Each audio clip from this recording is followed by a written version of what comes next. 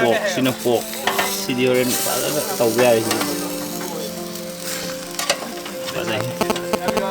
Xem cái xem cây câu kẹ. Barbecue tàu mình chỉ cây câu kẹ. Victor câu ấy. Thôi thì Victor câu ấy.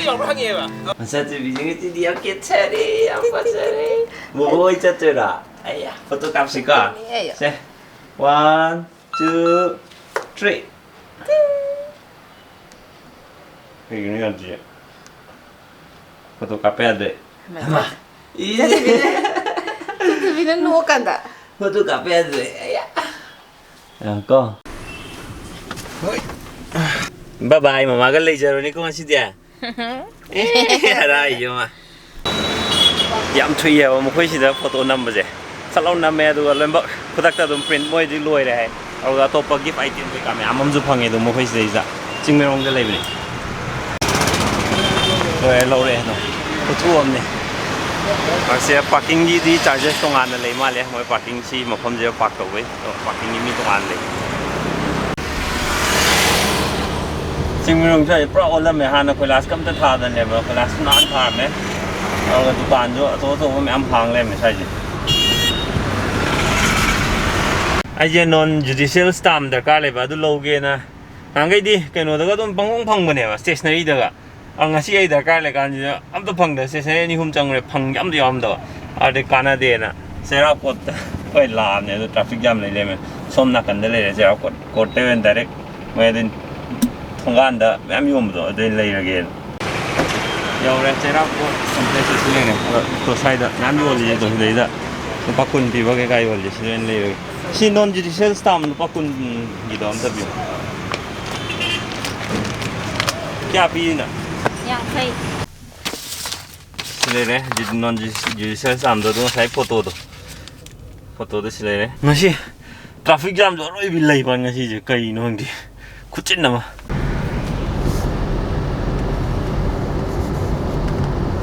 Overbridge som de mo koi tho lai ne. Sila na traffic jam je kar lai tama le na. Tai makha da di ko. Traffic jam le ho ai je. Makha ram je san the la ko lo. Kai only overbridge ne thoi. Pas kom de ne ada. Traffic jam pra le ne. Sai da ma chat pa ya da bro kam da sai da som thai na phang hang je. Sai da ma pra traffic jam mo je. Kai nom di le mo je. Chat pa ya de kam do le je. Som de en thole. Hatta ke ka hunda da na ba ina gyan da da ni on to kan ha ya da ni pesa ting ga on khal li ni o sai de traffic jam lai ne ke do yo ren hang ni ra ka yes nei di nei thok le sin an te a roi ju traffic jam hek lai lu sap pa ni ya yo mo de kan chi pur yo loi de re ngi si loi bak mai ke loi bak ne PWD mamang ju adagi di aina try taro mi je PWD mamang try taro me adai di keno minu thong try taro me minu thong ju traffic jam PWD ju traffic jam oi bang traffic jam oi som di koi tho som oi ra moi som lai ne som ju dum traffic jam oi le me yo loi do ri ni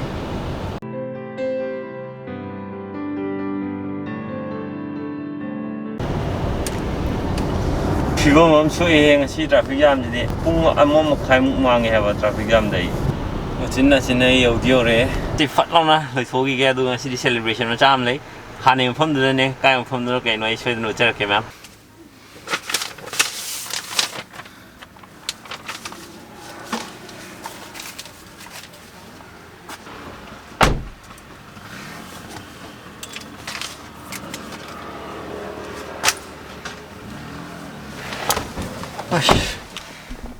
Lo deh, pocai kerja walam baik kita kuing cangre.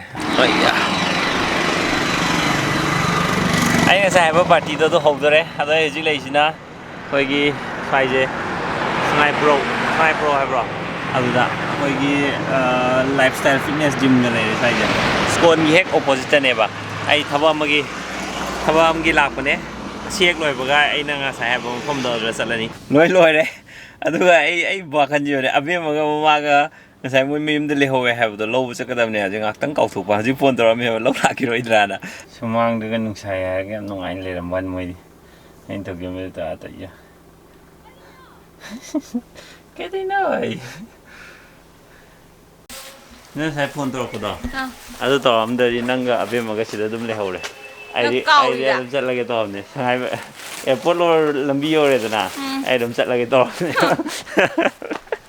ꯀꯩꯅꯣꯗꯗꯤ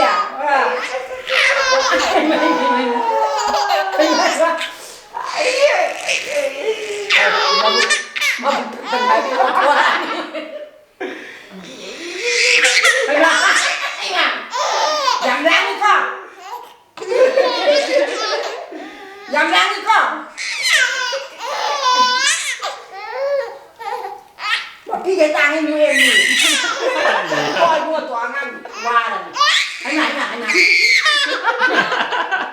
dạy đi em mấy em nộ ninh mau ủ rồi ghê nữa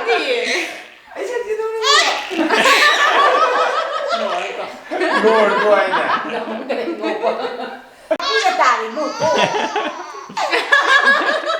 con này mua nhưng mà cái chạy dùng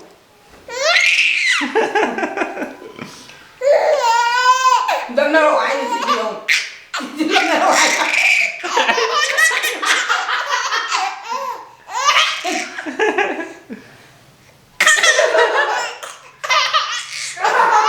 mà ra đây nó cứ mà nằm qua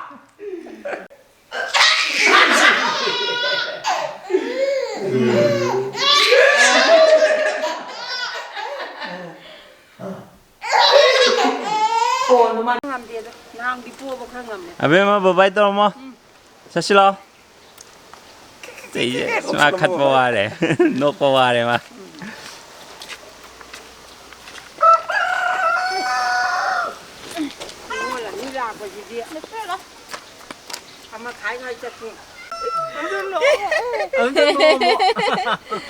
Nag sila mo din na. 엄청 놓고 뭐 nộp không cái nộp chân lìm Mami si Adum.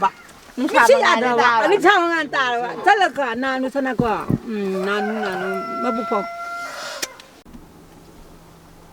hale ado ngarang leibudo adudo amadi hambra yellow machugi phajayen leibudo adudo abema da haifet yengbudo pikpa maleba aduna atopa machine topa laini abema stungre to abema di dum tummi hazik ainga sai have mafamdo adu satpai time yora yumyo me dress bang to adroine ayo ulage mam chal ai thoge ko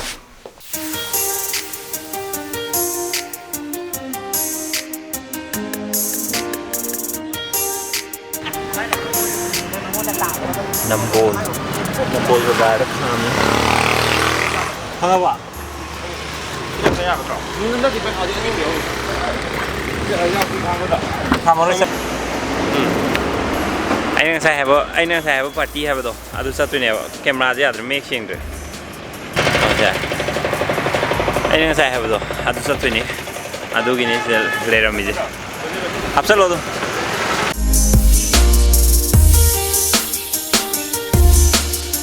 ai ngasi celebration je ulagi tau ne ko ado pra pung ma me nyo du to pung ma me pan je ana yaroi tore ai nu zik lei je wood and arts tane aro kem to bom je to posti ta do hai video loi tore mi loi tore yam nam badi yaroi se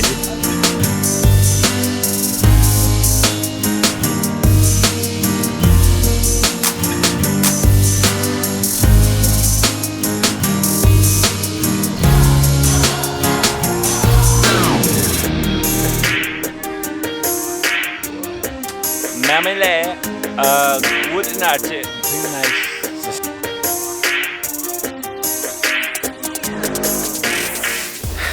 mafam je posti tai ado si night stay do je ai ko ado han pre book loi tau da ba mo Instagram page se changa wood and arts na lai ne aw ga 10k ka zu lom bak lo be post are